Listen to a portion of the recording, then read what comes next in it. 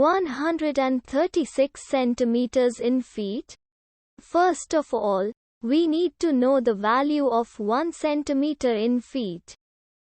It's always 1 centimeter equals 0.03280839895 feet.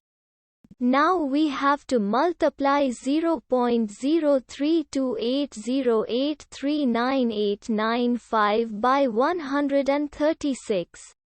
Therefore, 136 centimeters times 0.03280839895 feet equals 4.4619422572 feet.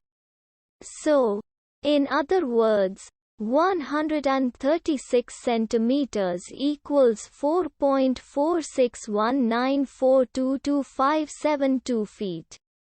We hope you have enjoyed this video. Please like and subscribe to our channel for more videos like this.